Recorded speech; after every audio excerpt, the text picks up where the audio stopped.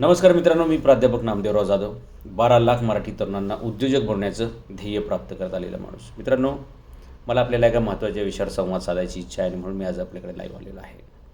मी Chicago सर्व धर्म परिषदेच्या कार्यक्रमाला अमेरिकेच्या दौऱ्यावर असताना 25 तारखेपासून मला भारतामधून तरुणांचे मेसेज यायला लागले की अशा प्रकारे एक मनोज जरांगे पाटील नावाचा एक तरुण उपोषणाला बसलेला आहे आणि त्याला पाठिंबा आपण दिला पाहिजे आणि त्याच्या संदर्भातल्या भूमिका आपण व्यक्त केल्या पाहिजे.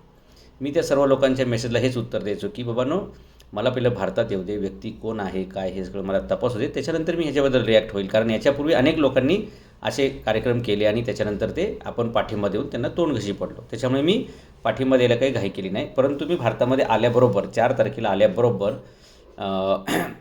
लगेच 6 तारखेला म्हणजे 5 तारखेला मी पूर्ण माहिती घेतली. 6 तारखेला मी अंतरवली सराटीला गेलो. मनोज जरांगे पाटील यांच्या पूर्ण भूमिकेला संपूर्ण पाठबळ दिलं. त्याच्यानंतर भारतात माझ्या असं लक्षात यायला लागलं की मनोज जरांगे पाटील हे एक सर्वसामान्य कुटुंबातील मुलगा आहे, अभ्यासू मुलगा आहे, निरपेक्ष मुलगा आहे आणि प्रामाणिक आहे, तडजोड करणाऱ्यापैकी नाही आणि म्हणून आपण या व्यक्तीला पाठिंबा दिला पाहिजे. ते वाया जाणार नाही असं माझ्या लक्षात आलं. मी तो पाठिंबा जरूर त्यांना दिला आणि त्याच्यानंतर माझ्या लक्षात आलं की अरे, हे एवढा मोठा गंभीर प्रश्न असताना कोणत्याही पक्षाचा कोणताही नेता, आमदार, खासदार किंवा प्रतिष्ठित राजकारणी याच्यावरती ब्रशसुद्धा काढायला तयार नाहीत. याचा अर्थ मनोज जरांगे पाटील यांच्या या चळवळीला कोणताही पक्ष, कोणताही नेता थारा देत नाही आहे आणि ही लोक चळवळच व्हायला पाहिजे, लोक आंदोलनच हे व्हायला पाहिजे.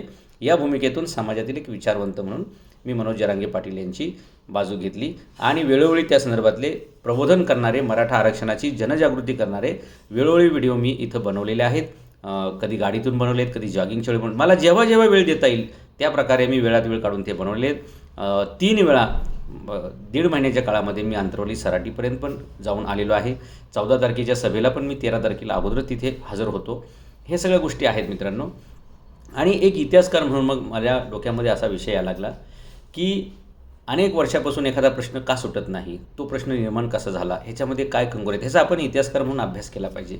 जसं मी शिवाजी महाराजांचे, जे आत्तापर्यंत कोणालाही विषय माहीत नव्हते, असं शिवाजी द मॅनेजमेंट गुरु, उद्योजक शिवाजी महाराज, शिवाजी महाराजांचं अर्थशास्त्र, Shivaji the great engineer, Shivaji the corporate king, Shivaji Maharaj MBA, असे वेगवेगळे विषय मी जे इतिहासातून शोधून काढले की जे आत्तापर्यंत कधीच कोणाला कल्पनासुद्धा करता येऊ शकली नाही, अशा प्रकारचे विषय मी शोधले. जिजाऊंनी शिवाजी महाराजांना काय शिकवलं या विषयावरती rich mother rich son, Jijau the mother of all guru, असे प्रकारचे पुस्तकं मी शोधून लिहिली. संभाजी महाराजांच्याबद्दल खूप गैरसमज इतिहासकारांनी पसरवला होता, त्याच्यावर खरा संभाजी नावाचं पुस्तक लिहिलं. असं एक 45 पुस्तकं जवळपास माझी बाजारामध्ये आहेत, जी इतिहासाच्या कलाटणी देणारी आणि नवीन संशोधन पुढे आणणारी येतं. कॉपी पेस्ट पुस्तकांना मार्केट नसतं मित्रांनो आणि तेच गोष्टी तुम्ही लिहिल्या तर लोकांना त्याच्यामध्ये इंटरेस्ट नसतो आणि म्हणून मी माझ्या आयुष्यातील वर्षातील 4 महिने जवळपास फुल टाईम इतिहास संशोधन लेखन याच्यावरती काम करत असतो आणि म्हणून मला नवीन विषय सुचतात आणि नवीन विषयाची मी पुस्तकं लिहितो ती बाजारामध्ये चालतात. ओके, हा झाला एक विषय. त्या इतिहासाच्या दृष्टिकोनातून, त्याच चौकस बुद्धीतून मी ह्याचा अभ्यास करायला सुरुवात केली की मराठा आरक्षण हा प्रश्न नक्की कसा तयार झाला, कशामुळे तो लोंबकळतोय आणि ते सोडवण्याचे मार्ग काय आहेत. हे सगळं मुळाकडे जात असताना मला जी माहिती मिळाली, मला जो GR मिळाला, तो GR होता 23 मार्च 1994चा आणि त्या GRनुसार मराठ्यांचं हक्काचं 16% आरक्षण हे OBCंना दिलं गेलं होतं. तेही OBCमधल्या प्रगत जातींना दिलं गेलं होतं. खरं तर आरक्षण हा सर्वसामान्य गोरगरीब उपेक्षित गरीब माणसासाठी ठेवलेलं घटनेनं एक मोठं सामाजिक न्यायाचं शस्त्र आहे. तर ते पुढारलेल्या जातींना देऊन शरद पवारांनी जे काही चुकीचं काम केलं तर त्यानुसार मी म्हटलं होतं की हा काळा दिवस आहे आणि अशी त्या विषयाला सुरुवात झाली. मित्रांनो, हे सगळं मी बाहेर काढल्यानंतर अनेक लोकांचे असे दृष्टिकोन तयार झाले की म्हणजे भारतातले बहुतेक लोक हे कुठल्या ना कुठल्या राजकीय पक्षाचे गुलाम आहेत किंवा कुठल्या ना कुठल्या राजकीय पक्षाच्या दावणीला बांधले गेलेले. इथं मतदार कमी, नागरिक कमी आणि राजकीय कार्यकर्त्यांचं म्हणजे कुत्रीची पिलं कशी असतात किंवा डुकरीची पिलं, अशा प्रकारे राजकीय पक्षांना मानणाऱ्या कार्यकर्त्यांची मोठी संख्या आणि ते पक्ष ह्यांना मानत नाहीत तरी पण हे कार्यकर्ते म्हणजे मागे येऊ नको पण कुठल्या डब्यात बसू, म्हणजे एखादा माणूस म्हणते तू माझ्या मागे येऊ नको तरी म्हणणारे कुठल्या डब्यात बसू, कुठल्या शिडू बसू, असे एवढे वैचारिक गुलामी या देशामध्ये हळूहळू पसरत गेली आणि त्याच्यामुळे खूप मोठा प्रॉब्लेम झाला आहे. तर मी तो मुद्दा शोधला, तो लोकांच्या समोर आणला. जसा तो मुद्दा मी समोर आणला तसं लोकांची चर्चा सुरू झाली की ह्यांनी आत्ताच विषय हा का काढला. तो विषयच मला आत्ता सापडला. मी ज्यावेळी त्या मुळामध्ये गेलो, खोलीवरती गेलो, तेव्हा तुम्हाला विषय सापडला. भारतामध्ये हा सुद्धा एक रोग आहे बरं का, की एखाद्याने नवीन काय विषय शोधला, एखादा नवीन काय विषय पुढे आणला, की ह्यांनी आत्ताच का पुढे आणला. अरे मग जेव्हा कळला तेव्हा पण तुम्ही गप्प बसून राहात का? म्हणजे एखाद्याला जर कॅन्सर आहे असं डिटेक्ट झालं तर तो कॅन्सर आत्ताच का डिटेक्ट झाला, इथून तुम्ही भांडणं सुरू करणार आहात का?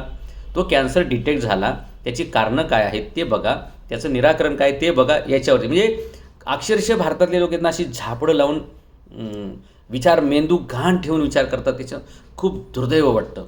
तर ते आपण शोधलं, ते बाहेर काढलं, ते पुढे पुढे प्रकरण जायला लागलं. मग त्याच्यामधून काही जे पक्षाचे असे जे लाळेतून तयार झालेले कार्यकर्ते असतात, लाळघुटे जे कार्यकर्ते असतात, मग अशा लोकांच्या मला धमक्या सुरू झाल्या. त्या धमक्या सुरू झाल्यानंतर 9 तारखेपासून मला धमक्या सुरू झाल्या. 3 धमकीचे फोन आले. मी लगेच 10 तारखेला काय सूत्र हलवायची ती हलवली आणि 11 तारखेपासून मला एका माणसाचं प्रोटेक्शन मिळालं. आणि त्याच्या तेवढ्याशा तुटपुंज्या प्रोटेक्शनमध्ये आपलं काम सगळं सुरू होतं. एका बाजूला मनोज जरांगे पाटलांचा आरक्षणाचा लढा चालू होता, त्याला आपलं पाठबळ आहे, आपण कायम त्यांची बाजू मांडलेली आहे आणि जे काही समाजाच्या हिताचं आहे आरक्षण कसं मिळेल या संदर्भातलं प्रबोधनाचं काम आपण सातत्यानं करत राहिलेलो आहे. मग लोकांचं असं म्हणणं आहे की तुम्ही त्याच्यावरची श्वेतपत्रिका काढायला म्हणताय, काढायला. कारण हे बघा, मी इतिहासकार माणूस आहे, मला आरोप प्रत्यारोपामध्ये इंटरेस्ट अजिबात नाही.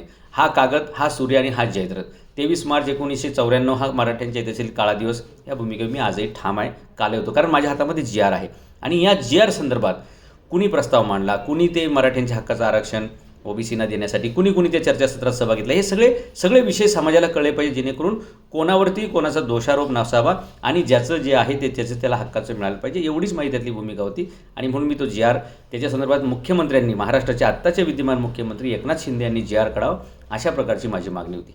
हे सगळं करत असताना पुढे आणखी एक मला कागद सापडला की जे मराठा नेता म्हणून आम्हाला फसवत आहेत, ते स्वतः OBC सर्टिफिकेट घेऊन फिरत आहेत आणि त्यांचं OBC सर्टिफिकेट पण आपल्या हाताला लागलं. ते इंडिया पोस्ट या वेबसाईटवर आजही उपलब्ध आहे मित्रांनो. ते काय मी माझ्या घरी तयार केलेलं नाही, ते आजही इंडिया पोस्ट या वेबसाईटवरती, वन इंडिया वेबसाईटवर, अशा सगळ्या वेबसाईटवरती आहे मित्रांनो. ज्या वेबसाईटवरती ते आहे त्याच्यावरती ह्यांना राग नाही, ज्या वेबसाईटने ते बाहेर काढलं त्याच्यावर ह्यांचा रोष नाही, परंतु सगळा रोष मात्र माझ्यावर की ह्या माणसाने का बाहेर काढलं. जे ऑलरेडी होतं फक्त माझ्या नजरेला सापडलं, मी समोर आणलं आणि ह्याचा राग मनात ठेवून 18 नोव्हेंबर 2023ला राष्ट्रवादीच्या काही पिलावळीने जे काही कृत्य केलेले, त्यांचा असा समज आहे की आपण एखाद्याच्या तोंडाला काळं फासलं म्हणजे आपले काळी कर्तूत किंवा कारकीर्द, आपली काळी कुट्ट कारकीर्द ही मिटली जाईल, असा त्यांचा समज आहे. मला वाईट वाटतं शरद पवारांचं ह्या वयातसुद्धा की त्यांना आपला पक्षाचं अस्तित्व टिकवण्यासाठी अशा चिरकुट कार्यकर्त्यांवरती, अशा टुकार कार्यकर्त्यांवरती किंवा अशा डांबरट आणि गुंड प्रवृत्तीच्या कार्यकर्त्यांवरती त्यांच्या पक्षाचं अस्तित्व डिपेंड त्यांचं अजूनही आहे. हे त्यांच्या नेतृत्वातलं खूप मोठं अपयश मला ह्या निमित्ताने दिसतं. मी जे काही प्रश्न विचारले होते ते कागद हातात घेऊन विचारले होते, पुराव्यासकट विचारले होते. तुम्ही, हा महाराष्ट्र सुसंस्कृत राजकारणाचा सामाजिक वारसा असलेला महाराष्ट्र आहे, तुम्ही कागदाचं उत्तर कागदाने द्यायला पाहिजे, विचारांचं विचारांनी द्यायला पाहिजे. असं न करता तुम्ही जे काही कृत्य केले त्याच्यामुळे आता नागरिकांच्या मनातून सहानुभूती गमावलेली आहे. आणि मी जे नेहमी सांगतो की कार्यकर्त्यांनी कुठल्याही पक्षाचा दांडा झेंडा घेऊन बिनपगारी फुल अधिकारी अशा प्रकारची काय म्हणतात ना, घरचं खाऊन लष्कराच्या भाकरी भाजणं हे बंद करा. हे मी सुरुवातीपासून पोरांना सांगत आलो आहे, पण पोरं ऐकत नाहीत. आज काय झालेलं आहे, 11 गुन्हे दाखल झाले, म्हणजे 11 कलमं लागलेली आहेत, तर 15 ते 20 पोरांचं करिअर बरबाद झालेलं आहे. त्या पोरांनी आता विचारावं त्यांच्या नेत्याला, तुम्ही आम्हाला जामिनासाठी मदत करणार आहे का, तुम्ही आम्हाला वकील देणार आहे का, आणि आमची जी काही समजा उद्या 7 वर्ष शिक्षा झाली तर आमच्या कुटुंबाचं पालनपोषण कोण करणार आहे. हे असे प्रश्न कार्यकर्त्यांनी कुठलंही कृती करण्याअगोदर, तुम्ही कुठल्याही नेत्याला पक्षाला मानत, तो माझा प्रश्नच नाही, पण कोणतंही असं बेकायदेशीर कृत्य करताना, ते अंगलट येत असताना आपण याचा 10 वेळा विचार केला पाहिजे की आपण कोणाचं तरी घर भरण्यासाठी स्वतःचं घर उद्ध्वस्त करावं का. या सगळ्या गोष्टीचा बारीक विचार तरुणांनी केला पाहिजे. कोणाच्याही हातचं राजकीय बाहुलं होणं हे टाळलं पाहिजे, हे असं मला वाटतं. विचारांचं उत्तर हे विचाराने दिलं पाहिजे. मी इतिहासकार असल्यामुळे मला तो कागद सापडला, मी तो समाजासमोर ठेवला आणि त्याच्यावर माझी जी काही मतं आहे ती स्पष्ट मी व्यक्त केली. याच्यामध्ये ज्या लोकांना असं वाटतं की सरांनी आत्ताच का कागद बाहेर काढला, सर यांच्या विरोधात का बोलत आहेत, यांच्या विरोधात नाही, त्यावेळी कुणी मुख्यमंत्री असता तरी मी त्याचं तेवढ्याच धडपेनं आणि तेवढ्याच तत्परतेनं ते नाव घेतलं असतं आणि निर्भीडपणे घेतलं असतं. हे तुम्हाला मी आजही सांगतो. माझे याच्यापूर्वीचे सगळे व्हिडिओ बघा, मी कुठल्याच राजकीय पक्षाला आणि कुठल्याच राजकीय नेत्याला सोडलेलं नाही. ज्यांनी चूक केलेली आहे, ज्यांनी तरुणांचं नोकऱ्या, शिक्षण आणि रोजगार ह्याच्याबद्दल उद्ध्वस्त केलेलं आहे, मी त्याच्यावरती कडकडून बोललेलो आहे, कळवळीनं बोललेलो आहे, हे सगळा इतिहास आहे. दुसरी गोष्ट अशी की मी कोणत्याही पक्षाचा 5 रुपयाचा सभासद नाही आणि मी कोणत्याही राजकीय नेत्याचा, कार्यकर्त्याचा 5 पैशालासुद्धा मिंदा नाही.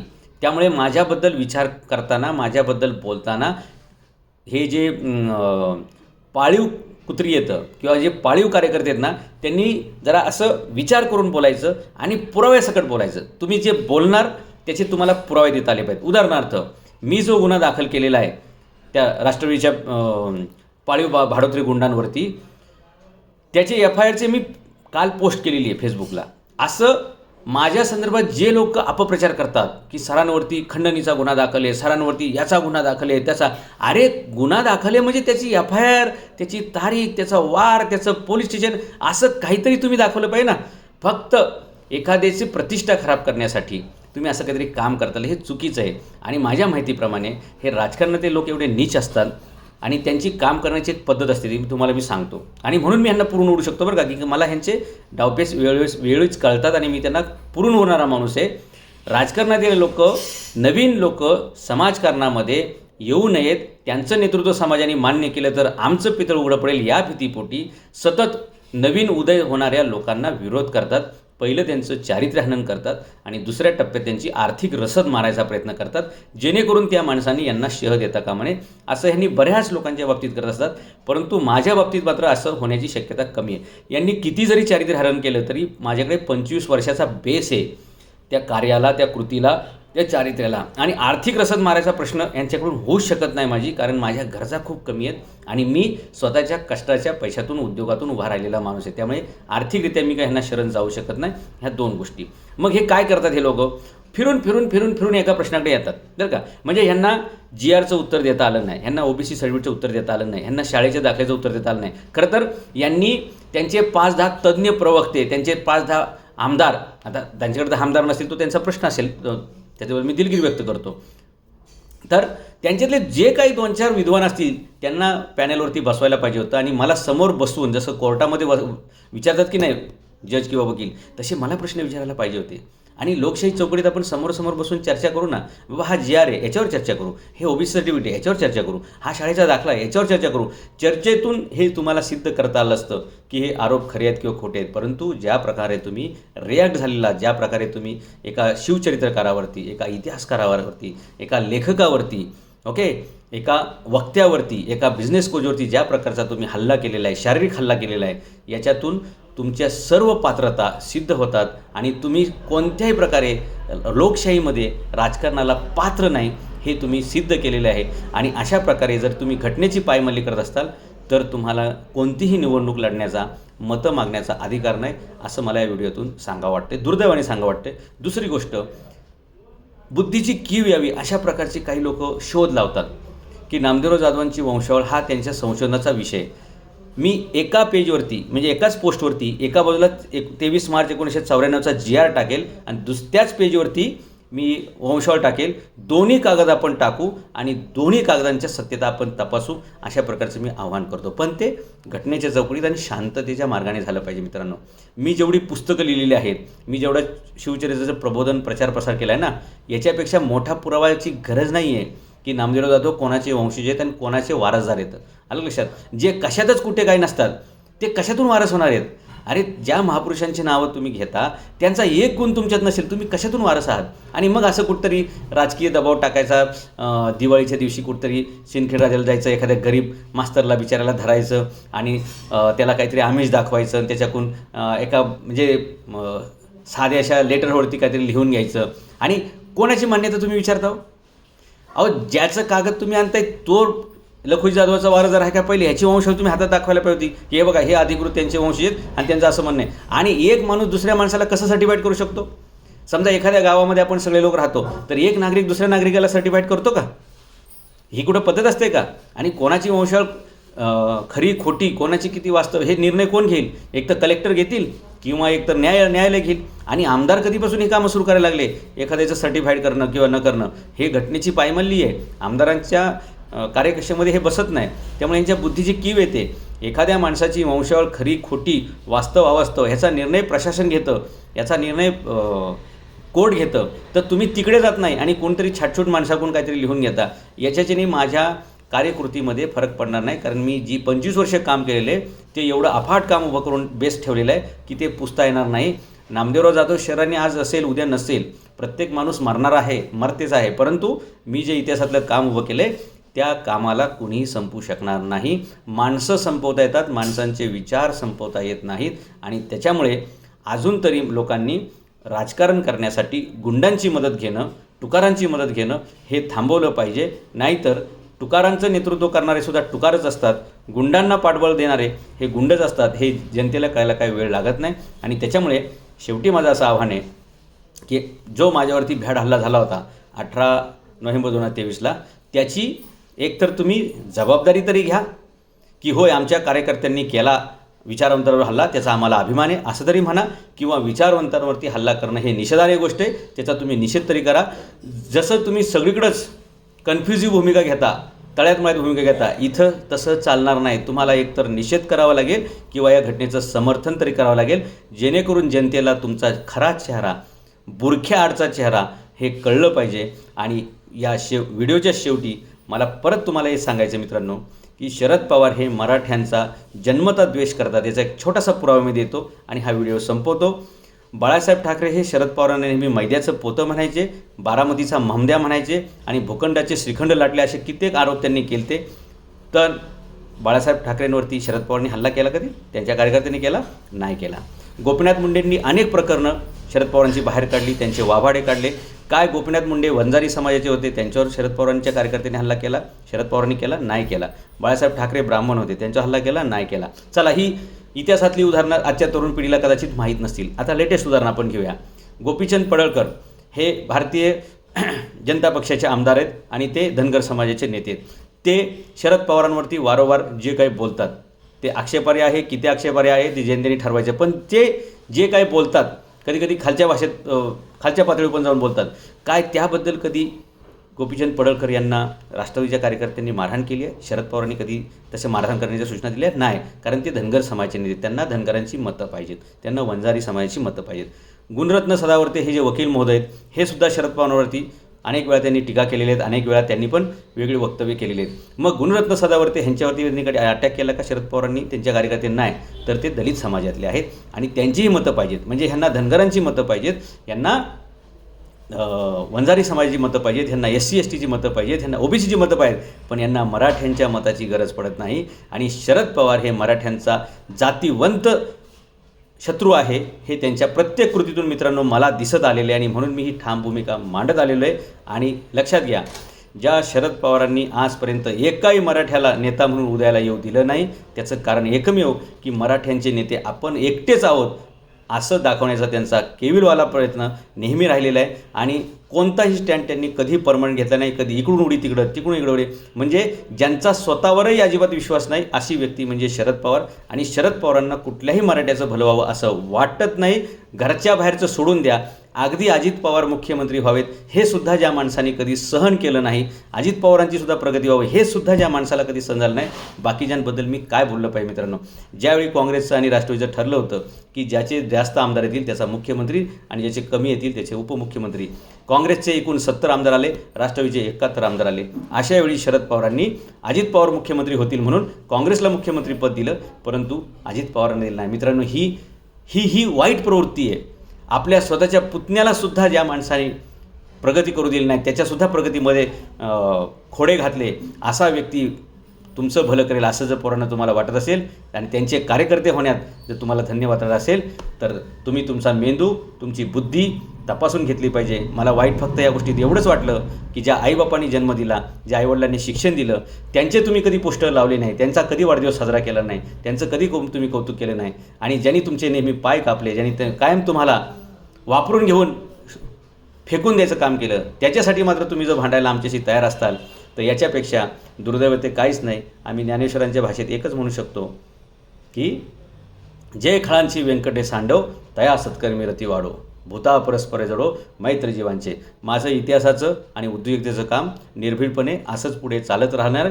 मी कोणालाही घाबरत नाही आणि मी थांबणार नाही. मी जे 12 लाख तरुणांचं काम हातात घेतलं आहे ते करणार. शिवचरित्राचं संशोधन जे करायचं आहे ते असंच चालू ठेवणार आहे. कोणालाही न घाबरता निष्पक्षपणे कोणाचीही बाजू न घेता जे आहे जसं आहे स्पष्ट, जो चुकेल त्याला मी तिथंच ठोकेल या पद्धतीनं, आणि जो जिथे मला चुकलेला दिसेल तिथेच मी त्याला जाब विचारेल. याच भाषेमधून आम्ही आमचं काम चालू ठेवू. खऱ्याला खरं म्हणणं आणि खोट्याला खोटं म्हणणं हे निष्पक्षपणे आमचं काम चालू राहील. आणि आम्ही कागदावर विश्वास करतो, पेनावर विश्वास करतो, शांतीवर विश्वास करतो. कोणत्याही प्रकारे मारहाण करणं, कायदा हातात घेणं किंवा एकमेकाच्या जीविताला धोका निर्माण होईल ही कामं आमच्या डोक्यात नसतात. आम्हाला काही राजकारणात इंटरेस्ट नाही. आम्हाला आमचं साहित्यिक काम आहे ते करू देत आणि शिवचरित्र जगभर जे न्यायचं आहे ते आम्हाला नेऊ देत. बाकी अडथळे आणणं तुम्ही योग्य समजू नका, आणि जर आणले तर त्याला पुरून उडवण्याची आमची जरूर ताकद आहे, कारण हा DNA जाधवांचा आहे हे आपण समजून चला.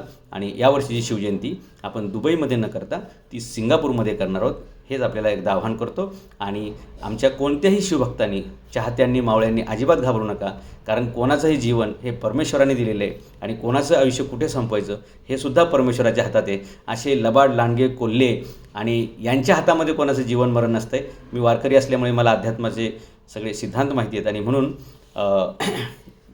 मी पुनर्जन्मावर पण हिंदू धर्माचा विश्वास आहे. आणि त्याच्यामुळे जे झालं आहे, जे जसं झालं आहे ते तुम्ही तटस्थपणे बघा आणि त्याप्रमाणेच पुढचे आपले मतं ठरवत जा.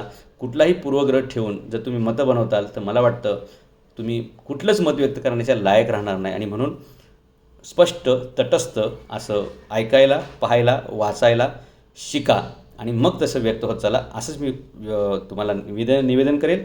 आणि कोणत्याही पक्षाला जे पोरं मानत असतील, तरुण पोरं, त्यांना परत याचा सल्ला देईल की मूर्खपणा करू नका.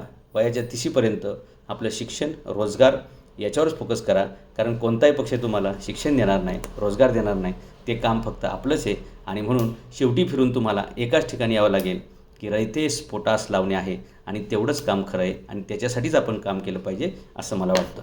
धन्यवाद.